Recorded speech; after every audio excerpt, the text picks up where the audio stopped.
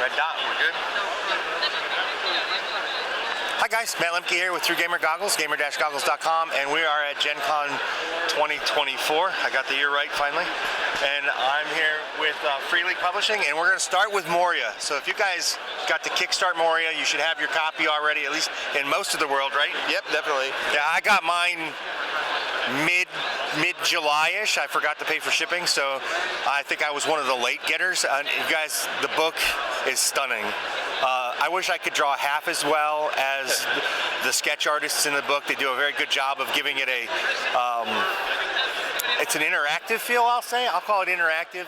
The parchment is really soft on the eyes. It's not glossy, so you don't get that ugly reflection back. I always have a hard time reading parchment. I just posted my video today, so go ahead and check it out. What do you want to add about the Kickstarter?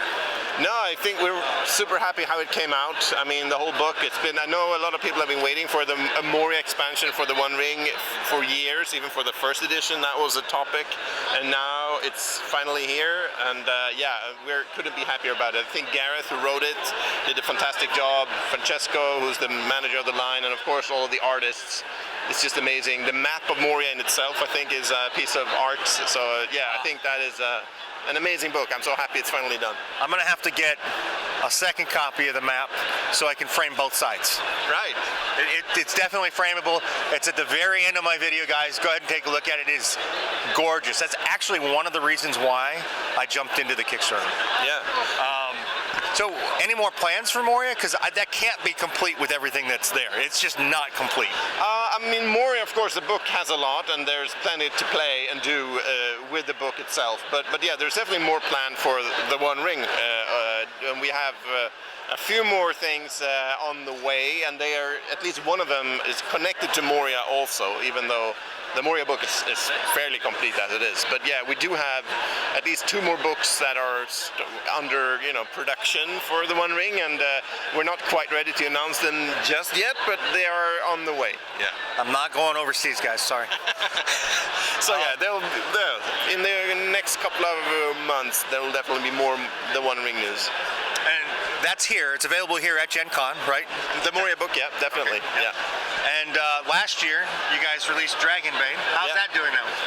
It's doing great. It's that was a big release last year. It's a complete new game, a new title, new line for us, and that's always exciting to see how that goes. And it's not based on like a big brand or anything like that. So at least not here. It's actually an old Swedish RPG brand, but that's completely unknown elsewhere. So for most of the audience, that was a completely new fantasy game. And there are a lot of fantasy games out there, so there's always a big, how is that going to, will people be interested? But it's been doing really well. I think it's doing exactly what we wanted it to do. It's a fast game, easy to get into, a lot of fun. It's good for one-shots, a good starting point for us, for gamers. So no, it's been doing really well, and we do a lot of work for it. We now have a pre-order for a big campaign book called Path of Glory.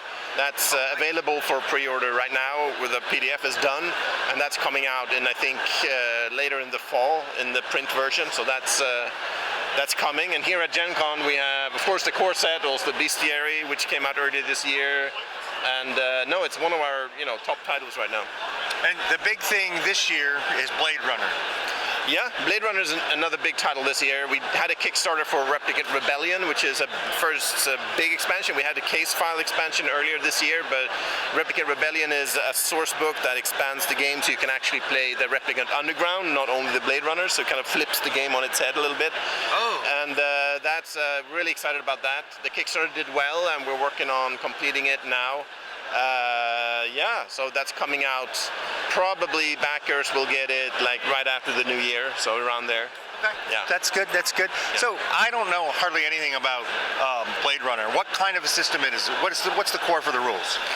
The core rules in Blade Runner is also the Year Zero engine, a version that's kind of our house system, and a version of that that uses step dice. So basically, normally you roll 2 dice, one for your skill and one for your attribute, and the better your skill or attribute rating is, the bigger die you get. So you're starting at a d6 going up to a d12. So that, and then there's a lot of, you can push rolls. There's a lot of which you can in most Year Zero Engine games. There's a lot more to it, but the basis is that, and the Blade Runner RPG in general is an investigation style game. So what you really be doing is solving case files. So it's really about solving cases. It's kind of a solving mystery type game. But then there's of course the kind of existential bits that are needed for Blade Runner in there as well. So it has a really moody feel to it. It doesn't focus too heavily on the game mechanics, more on investigation, role playing, moody settings and all of that. So it's doing really well, and it's one of my personal favorites. Oh, cool. Yeah. That's very cool. So, with the Replica Rebellion, if it's an investigative style game, how do you flip that?